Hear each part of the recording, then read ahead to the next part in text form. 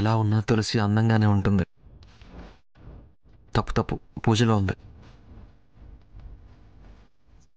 ఇప్పుడేమనకూడదు.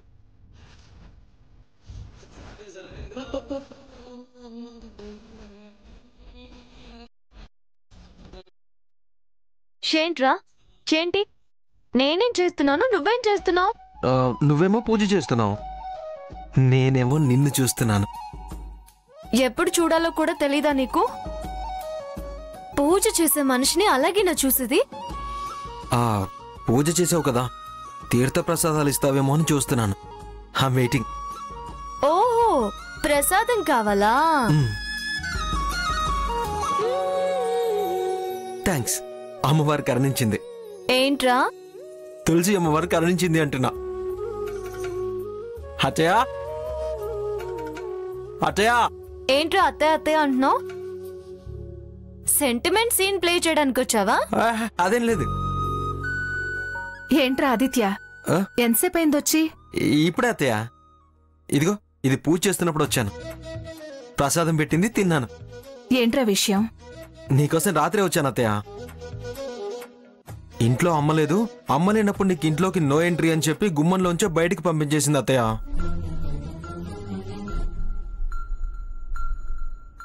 సరేలే, పంపించకపోతే ఏం చేస్తుంది? నీతో సరదాగా కబుర్లు చెప్తే మీ అమ్మ మా మీద విరుచుకు పడుతుంది కదా. చూసావు కదరా మొన్న ఎంత గొడవ జరిగిందో. అలాంటప్పుడు అది మళ్ళీ ఎలా మాట్లాడుతుంది? మన మనస్సులు మంచివైనా, మనం మంచి మాటలు మాట్లాడుకున్నా చూసేవాళ్లు, దానికంటే అబద్ధాలు చెప్పేవాళ్లు, నిందలు వెయ్యాలనుకునేవాళ్లు ఎలాంటి అపనిందులైనా మా మీద వేసి మమ్మల్ని నలుగురిలో నవ్వులు పాలు చేస్తారు. అందుకే ఈ మధ్య అది నీతో మాట్లాడాలంటేనే భయపడుతుంది. నేను భయపడుతున్నాను. అడగకూడదు కానీ అసలు ఇప్పుడు ఏ పని మీద వచ్చావురా? నేనొచ్చిన పని చెప్తాను గాని అత్తయ్య, నీ చేత్తో మంచి కాఫీ కల్పిస్తావా? నీ చేతి కాఫీ తాగి చాలా రోజులైంది. తప్పకుండా ఇస్తాన్రా. కాఫీ ఏంటి, టిఫిన్ చేస్తావా? లేదు లేదు, టిఫిన్ చేసి వచ్చాను. కాఫీ ఇవి చాలు. శ్రావణ శుక్రవారం అంట కదా, పూజ ఉంది, అమ్మ నేను పిలుచుకుని రామని చెప్పింది. నువ్వు పిలుస్తున్నావేంట్రా? వరలక్ష్మి పూజ నువ్వు చేస్తున్నావా ఏంటి? లేదులేవే, అమ్మకి అత్తయ్య మీద ప్రేమ ఉంది.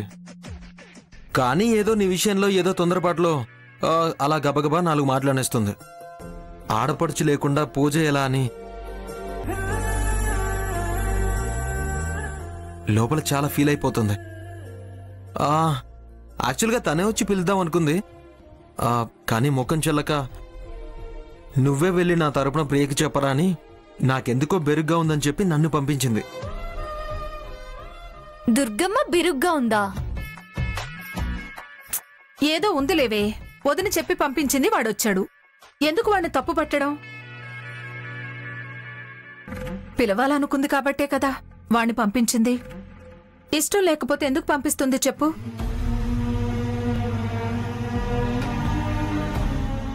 వదినకేమో ఆదిత్య పెళ్లి వెంకటలక్ష్మితో చేయాలనే మొండి పట్టుదలతోనే ఇదంతా చేస్తుంది. అయినా వదిన మాటలు నేనేం పట్టించుకోనరా. వదినే వచ్చి పిలవాలని పట్టుబట్టేం కూర్చోను. వదిన తరపున నువ్వొచ్చాను అంటున్నావు, చాలు. చాలా సంతోషంరా, నేను తప్పకుండా వస్తాను. అమ్మా నిజం చెప్పు, నిజంగా నిజం చెప్పు. నిజంగా నిజం చెప్పేంటి? నేనెప్పుడైనా అబద్ధం చెప్పానా? నీ మనసు గురించి చెప్పు. నిజంగా నువ్వు బాధపడ్డం లేదా? దుర్గమ్మ అన్న మాటలకి నీ మనసు బాధపడ్డం లేదా? మర్చిపోయావా లేక మర్చిపోయినట్టు నటిస్తున్నావా? మర్చిపోలేదే. ఇంకా ఆ మాటలే పట్టుకుని కూర్చుంటే పంతాలు ద్వేషాలు పెరుగుతాయే కాని ప్రేమలు అభిమానాలు పెరగవు కదా. ఆ కోపమే శాశ్వతం అనుకుంటే ఎలా? గతం తిరిగొస్తుంది అనే ఆశ ఉంది. నువ్వు ఆ ఇంటి కోడలు అవుతావనే నమ్మకం ఉంది. ఆడపడుచుననే అహంకారానికి పాత అభిమానాలు దూరమైపోతాయి. అందుకనే లోపల వదినన్న మాటలకి బాధున్నా అదేం ముఖ్యం కాదు. మన రెండు కుటుంబాలు కలిసి సంతోషంగా ఉండాలన్నదే ముఖ్యం. దానికోసం ఇలాంటి చిన్న చిన్నవన్నీ పట్టించుకోనక్కర్లేదు. తొందరపడి నోట మాట జారకూడదు. చేతి దెబ్బ కంటే మాట దెబ్బ మనసుకి గట్టిగా తగులుతుంది, గుండె తరుక్కుపోతుంది. నువ్వేంటే తులసి, అమ్మ పిలిచింది, అత్తయ్య వస్తానంటుంది, నువ్వెందుకు ఆపుతావు? నువ్వు గాని అత్తయ్యని రాకుండా చేసావనుకో అమ్మకి మళ్ళీ పంతం పెరుగుతుంది.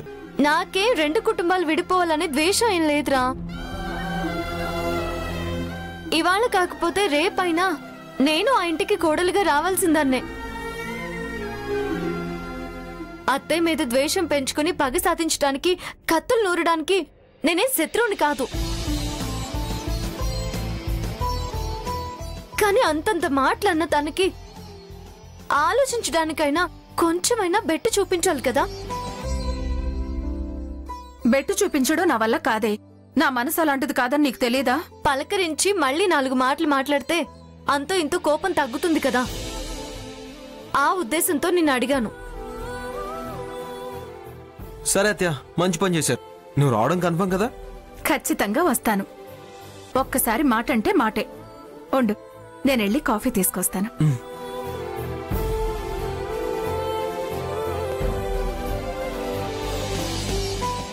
వరలక్ష్మి దేవత మన సమస్యల్ని పరిష్కరించాలి తులసి. ఖచ్చితంగా పరిష్కరిస్తుందిరా. మన మనసులో కల్మషం లేదు. మీ అమ్మ అన్నట్టు మాకు ఆశలు దురాశలు లేవు. అలాంటప్పుడు ఆ అమ్మవారు ఎందుకు దీవించరు? మనసు నిర్మలంగా ఉండి ప్రార్థనలో దురాశలు లేకపోతే తల్లి ఖచ్చితంగా దీవిస్తుంది. అమ్మవారే మన పెళ్లి జరిపిస్తుందిరా. ముక్కోటి దేవతలను నేను కోరుకునేది అదే. నాకు తులసికి పెళ్లి కావాలి, మా ప్రేమ ఫలించాలి, మా అమ్మ మనసు మారాలని నిత్యం దేవతలను ప్రార్థిస్తుంటాను. నీ ప్రార్థన ఫలిస్తుంది, నా ప్రార్థన ఫలిస్తుంది, అమ్మ పూజలు ఫలిస్తాయి. ఇందులో ఏ అనుమానమూ లేదు.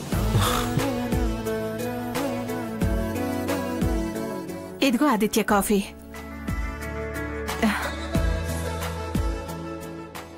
అబ్బా, సూపర్ గా ఉందా అత్తయ్య నీ చేతి కాఫీ.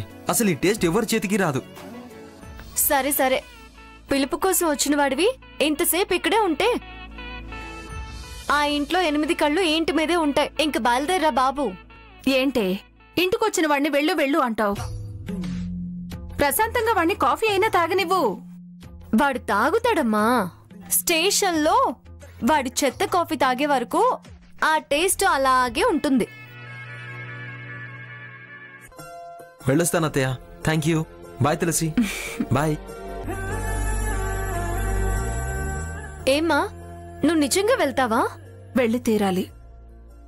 ఆదిత్యతో పిలుపు పంపింది అంటే వదిన కూడా బాధపడుతుంది అనే కదా అర్థం. వదినికి మొహం చల్లడం లేదని చెప్పాడు కదా, బిరుకుతనమని చెప్పాడు కదా. అందుకని తను కూడా ఎంతో బాధపడి ఉంటుందిలేవే. మాట జారాననుకుని నాలుగు ఖర్చుకుని ఉంటుంది.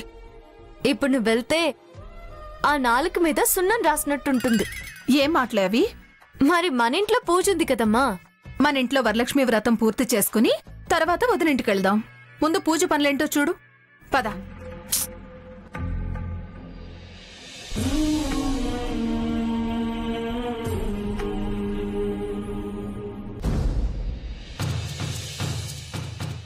ప్రియా వాళ్ళని పిలవటంలో నీ ఉద్దేశం ఏంటే దుర్గా? ఉద్దేశం ఏముంది పిన్ని? వాడిని పిలవకుండా పూజ చేస్తే మా ఆయన మూతి ముడుచుకుని కూర్చుంటారు. ఆయన కోసమైనా వాళ్ళని పిలవాలి. లేకపోతే పూజ చేస్తున్న సంతోషం ఇంట్లో కనపడదు. ఆయన ఒకవైపు చూస్తూ ఉంటారు, ఆయన చూస్తూ మనం బాధపడుతూ ఉండాలి. ఎందుకొచ్చింది పిన్ని ఇదంతా? శ్రద్ధ పూజ మీద ఉండాలి అంటే ఆయన కోరిక తీర్చాలి కదా. అందుకే వాళ్ళని పిలిపించాను. ప్రియా వాళ్ళని ఇక్కడికి పిలిపిస్తే వాళ్ళని అవమానించచ్చు కూడా. అవును, ఆడపిల్ల, పైగా ఈ ఇంటి ఆడపడుచు హోదా కలిగిన మనిషి. నువ్వే వెళ్లి పిలవకుండా ఆదిత్యతో పిలిపించావు కదా, వస్తుందంటావా? రావాలి, వచ్చి తీరాలి. నా కోసం కాదమ్మా, నేను చేసే పూజ కోసమూ కాదు, అమ్మవారి మీద ప్రేమ కోసం రావాలి. తులసిని ఈ ఇంటి కోడల్ని చెయ్యాలనుకునే బలమైన కోరికుంది కదా, అందుకోసమైనా రావాలి, వచ్చి తీరాలి. కాదనుకుంటే నష్టపోయేది అదే అని ఆలోచిస్తుంది. అలిగితే తన కూతురి జీవితం ఆదిత్యతో ముడి పడదు అని రావాలి. వస్తుంది, తప్పకుండా వస్తుంది. వస్తుంది అనే నమ్మకం నాకుంది. నువ్వన్ని మాటలు అన్నావు కదే, అంతగా అవమానించావు కదా. పిన్ని, ప్రియా అవమానాల్ని పట్టించుకునేదే అయితే, మాటలకి కట్టుపడేదే అయితే ఎప్పుడో నా మొహం చూడకుండా ఉండేది, మా ఇంటికి రాకుండా ఉండేది, ఆయనతో అసలు మాట్లాడకుండా ఉండేది. కానీ ఎప్పుడొద్దామా అని ఎదురు చూస్తూనే ఉంది. ఒక్కసారి అలా వెళ్లి పిలిచాను, అంతే, పరిగెత్తుకుని వచ్చింది. పంతాలు, పట్టింపులు, శపథాలు చేసేదే అయితే ఎలా వచ్చింది? నువ్వు బొట్టు పెట్టి పిలవనదే నీ గడప తొక్కను అంది. ఏదో ఆయన మాట తీసేలేక నేను వెళ్లి బొట్టు పెడితే మాట తుడిచేసి ఒట్టు పక్కన పెట్టి టక్కున నా గుమ్మంలోకొచ్చింది. అది ప్రియా అంటే. అన్న భార్య అన్నా, అన్న ఇంటికి తన కూతుర్ని కోడలుగా చెయ్యాలన్నా ఆవిడికి పిచ్చి. తన ప్రాణాలన్నీ ఈ ఇంటి మీదే ఉంటాయి. తన కూతుర్ని ఈ ఇంటి కోడలు చేస్తే తన కళ్ళ ముందే ఉంటుంది. నేనరిచినా మరో విధంగా అన్యాయం చేయను అనే నమ్మే మనిషి. అయినా వాళ్ల స్థాయికి ఇంత గొప్ప సంబంధం ఎటూ తేలేరు. కాకపోతే మేనరకం అనే వంకుంది కదా, అరిచి గొడవ చేయొచ్చు, అన్నయ్య ముందు కన్నీళ్లు పెట్టుకోవచ్చు. దాంతో అందర్నీ ఒప్పించొచ్చని బలమైన ఆలోచన ఆ ప్రియా మనసులో ఉంది. ఇక్కడ నేను పిలిచానా, ఆదిత్య పిలిచాడా అని ఒక్క నిమిషం కూడా ఆలోచించదు. పిలిచిందే 10,000 అనుకుని పరిగెత్తుకుంటూ వచ్చేస్తుంది. ప్రియా మనసు నాకు తెలియంది కాదు. ఏమో, నువ్విన్ని మాటలు చెప్తున్నా వాళ్ళు ఆత్మాభిమానం గల మనుషులు కదా, వస్తారని నాకు అనిపించడం లేదు. అబ్బో, వచ్చి తీర్తారు పిన్ని, వచ్చి తీర్తారని అనిపిస్తోంది. అసలు ఇటువంటి విషయంలో ఎటువంటి సందేహం లేదు. మనము పూజ ఏర్పాట్లలో ఉందాం. అవును, పంతులు గారికి ఫోన్ చేయలేదు కదా? ముందా పని చేయాలి కదా పిన్ని. ఏది ఫోన్ ఏది? ఎరా, ఏమంది మీ అత్తయ్య? నేను చెప్పమన్నట్టు చెప్పావా? చెప్పానమ్మా. యాక్చువల్గా అమ్మాయి వచ్చి పిలుద్దాం అనుకుంది, కానీ మోహన్ చెల్లక నన్ను పంపింది. మిమ్మల్ని అన్నందుకు చాలా బాధపడుతుంది అని చెప్పాను. ఏమంది? వస్తానందమ్మా. అత్తయ్య ఎప్పుడూ కఠినంగా మాట్లాడదు కదా. నువ్వు అన్న మాటలకి మనసులో బాధున్నా నువ్వు పిలిచావు అనే మాటతో చాలా సంతోషపడింది. పూజకి తప్పకుండా వస్తానంది. మా వదిన నాకు తల్లి లాంటిది, వదిన తిట్లు నాకు ఆశీర్వాదాలే అని చెప్పిందమ్మా. అంటుందిరా, అందుకే కదా నిన్ను పంపించింది. అత్తయ్య వచ్చిన తర్వాత మళ్ళీ ఏమనొద్దమ్మా. అందరి ముందు తను నచ్చినట్టే ప్రవర్తించు. నువ్వు నాకు చెప్పేంతటి వాడివైపోయావా? ఏదో జరిగింది కాబట్టి చెప్తున్నాను, అంతే. నీతో చెప్పించుకునే పరిస్థితుల్లో లేను. నిన్ను కన్న తల్లిండ్రా నేను. నువ్వు నాకు చెప్పేంతటి వాడివైపోయావా? సరే, ముందు నువ్వు లోపలికెళ్ళు.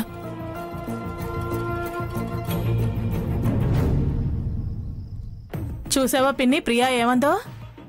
నువ్వే కరెక్టు.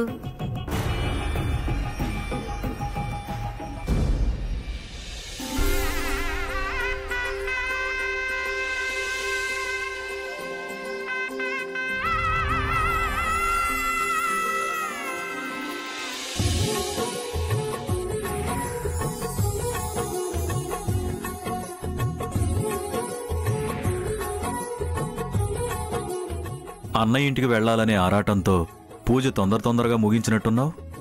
అదేం లేదు, అవతల ఎంత ముఖ్యమైన పనున్నా అమ్మవారి అష్టోత్తర నామాలు చక్కగా చదివాను. భక్తి శ్రద్ధలు లేని పూజలు నేను చేయను. తొందర ఏం లేదు. పూజ ఇక్కడ ముగించుకుని అక్కడికి వెళ్దాం అనుకుంటున్నాను. పూజ పెందలాడే చేశాను, తొందరపడేం చేయలేదు. నువ్విప్పుడు అక్కడికి వెళ్ళడం అవసరమా ప్రియా? మళ్ళీ ఆవిడేదోటి అనడం, నువ్విక్కడికొచ్చి ఫీల్ అవడం. మొన్నట్లాగా ప్రాణాల మీదకు తెచ్చుకోవటం అవసరం అంటావా? నేను అదే చెప్పాను సాంబయ్య. ఆవిడ రాలేక ఆదిత్యని పంపించిందని మనమేం ఫీల్ అవ్వద్దు అని. అక్కడికి వెళ్ళిన తర్వాత నేను పిలిచానా అని తెప్పిపడవచ్చు. అంటే వాడు అబద్ధం ఆడాడంటావా? వదిన చెప్పకుండానే వాడొచ్చి పిలిచాడంటావా? పిలవమనొచ్చు కానీ వద్దు, నువ్వు కాని అని చెప్పి వాడి పిలుపు వెనకాలేదో ఉందని ఊహించు మాకు. ఎందుకంటే అన్నయ్య ఉంటాడక్కడ. అన్నయ్య ఎదురుగా వదిన నన్ను ఏమన్నా అనే సాహసం చేయదని నమ్మకం నాకుంది. పైగా అది నా పుట్టింట్లో జరుగుతున్న వరలక్ష్మి వ్రతం. మన మనస్సులోనూ కోరికలున్నాయి. మనం వరలక్ష్మీదేవికి పూజ చేసినా, దండం పెట్టుకున్నా ఆ అమ్మవారు మన కోరికలు నెరవేరుస్తుందట, వరాలిస్తుందట. అందుకే వరలక్ష్మి వ్రతం చేస్తారు. పెళ్లి కాని వారు మంచి భర్త రావాలని, పెళ్లైన వారు మంచి సౌభాగ్యం కలగాలని, పిల్లలు కుటుంబం చల్లగా ఉండాలని ఈ పూజ చేస్తారు. నీతో పూజ చేయించాను. నువ్వు పూజ చేస్తూ అమ్మవారిని ఏం కోరుకున్నావో నాకు తెలుసు. నీతో పూజ చేయిస్తూ నేనేం కోరుకున్నానో నాకు తెలుసు. అయినా అక్షింతలు తీసుకుంటూ మనం దేవుణ్ణి ఏం కోరుకున్నామో ఎవరికి తెలుసు? మన అందరి కోరిక ఒక్కటే, ఆదిత్యతో నీకు పెళ్ళవ్వాలని. అక్కడ పూజ చేసేది వదినే అయినా మన మనసులో కోరిక ఒక్కటే కదా. వినాయక చవితప్పుడు 4 ఇళ్లల్లో వినాయకుణ్ణి చూడాలంటారే, అలాగే 4 ఇళ్లల్లో వరలక్ష్మి వ్రతాన్ని చూస్తే తప్పేం లేదు. మంచి జరుగుతుంది కాని చెడు జరగదు. అందుకని ఆదిత్య పిలిచినా వదినే పిలిచింది అనుకోవాలి. ఎందుకంటే వాడు చెప్పిన మాటలు వింటుంటే వదిన ఎంత బాధపడుతుందో అర్థమవుతుంది. ఆ బాధను తగ్గించడం కోసమైనా, ప్రియాకి నా మీద కోపం లేదనిపించుకోవడానికైనా నేను వెళ్ళాలి. నేను వెళ్తున్నాను, నాతో పాటు నువ్వు వస్తున్నావు. వీలైతే మీరు కూడా రండి. నేనా? ఏ రాకూడదా? స్టేషన్లో కూడా పెద్ద పనులేం ఉండవు కదా. అదేంటి, మాకు పనులుండవని ఎవరన్నారు? సర్లే, వీలును బట్టి చూద్దాం. కానీ మీరక్కడికి వెళ్ళాక దుర్గం ఏదోటి చేస్తుందని నాకు అనుమానంగా ఉంది. మీ అనుమానాలతో మీరు భయపడి నన్ను భయపెట్టకండి.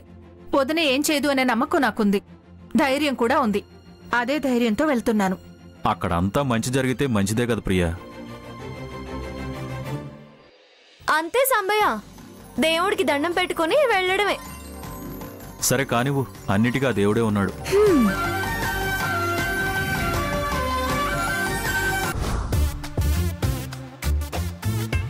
ఎస్ఐ అయిన తర్వాత నీలో కొంచెం పెరిగిందిరా. అదే కాన్ఫిడెన్స్, సెల్ఫ్ కాన్ఫిడెన్స్, యూనిఫామ్ ఇచ్చినటువంటి బలం. ఏదైనా ఆదిత్య, నువ్వు న్యూ ఆదిత్యవ్రా.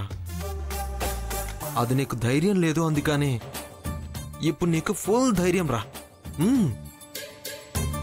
ఆ ఇస్మార్ట్ సినిమా లెవెల్లో ఎరగదీసేయడమే అన్నట్టుంది నన్ను నేను చూసుకుంటుంటే. శభాష్ రా ఆదిత్య.